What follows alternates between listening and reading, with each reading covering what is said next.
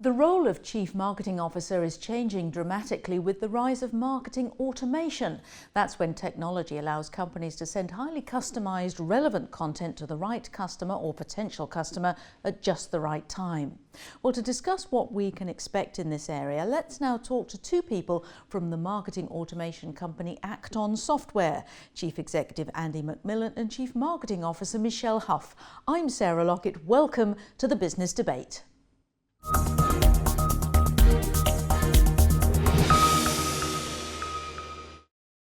Andy and Michelle, welcome to the London Stock Exchange studios. Thank you for having us. Now, Andy, first of all, just for people who don't know about marketing automation, what kind of activities does that include? Well, marketing automation is really a way for marketers to connect with their customers, their targets, their prospects. So this could be email, it could be web, it could be social. Think of all the different ways that we interact with brands and companies, and marketing automation is really a way for marketers to connect with customers on those technologies. But it's much more sophisticated than just maybe noticing that someone's visited your website, then you email them. Yeah, correct. That's really the entire point of the platform, is to how do you take somebody through a journey with you, and think of every one of your buyers, every one of your customers. They're now in control of this journey. They have all these amazing devices and technologies. They're doing research about you. So how are you connecting with them along that journey each step of the way and meeting each buyer where they are on that step in the journey?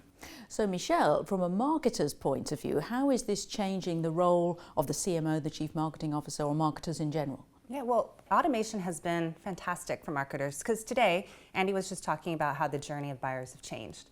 And so how people research, how they discover new things, how they engage with the company is much more over digital channels, right? The web, mobile, social.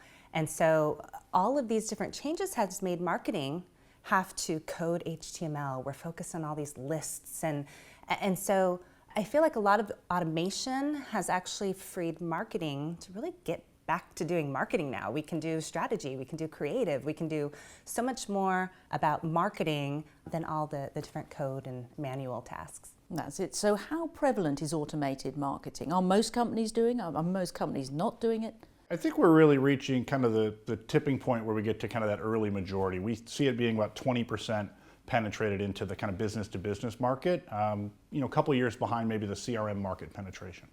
Okay, and you say that's the tipping point. So what's going to happen from here? I think this is really where we go from it being the technology savvy companies, the early adopters. A lot of tech companies, for example, use marketing automation, and now we're seeing it spread out into other industries. We're seeing a lot of interest in manufacturing and higher education. Maybe people that are slightly later on the adoption curve, but are now looking at marketing automation and saying that's something that they need to connect with their prospects, their customers, their buyers.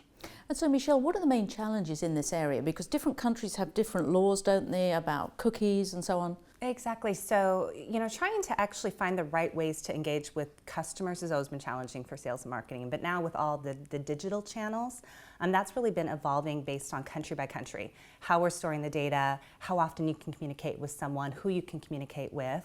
And so for marketing, we've had to be much more on top of our own practices, right? What things we do, as well as the technologies we purchase.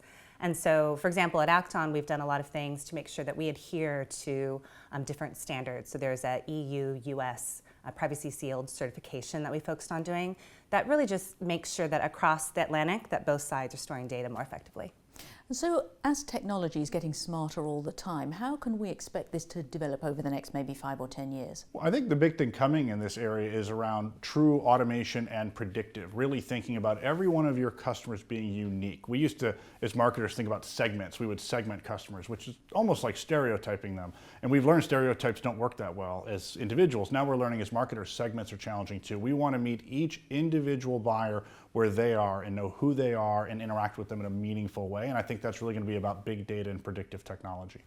And really the cloud is essential to all of this, isn't it? It really is, and it is for two reasons. One, if you think of where your customers are today, they're in the cloud. They're on devices, they're on websites, they're doing searches. So really having technology that's in the cloud along with those other areas and can connect and move data around and make that experience seamless is important. It's also important because business departments now are making rapid choices on the kind of technologies they need to advance. We're no longer dependent on IT internally as businesses to roll out each new technology. We can have marketers now say, here's something that's going on that I really want to take advantage of. I want to get out in front of my customers. And as a business department now, I can consume that technology. The rollout times are much faster, and that's a big part of why SaaS is so powerful.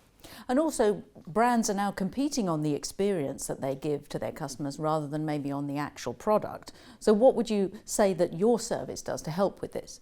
Yeah, so a lot of marketers and CMOs today are focusing, or if not, they should be focusing much more on the entire brand experience for customers. So from the initial first time that they see the brand through buying, as well as when they become customers and how we onboard them and when they make that new purchasing decision. And so with that, our products and services are really, it's more than just sending email. So we're really providing marketers almost this online command center. So we can think about all these different activities. Every time customers interact with those different channels, we should be tracking and measuring them. And so this command center provides a way to do that so that we can track and measure it. Well, Andy and Michelle, thank you very much. Thank you. Thanks for having us. And join us next time when we'll be discussing the latest innovations in cybersecurity and MBA education. Bye-bye for now.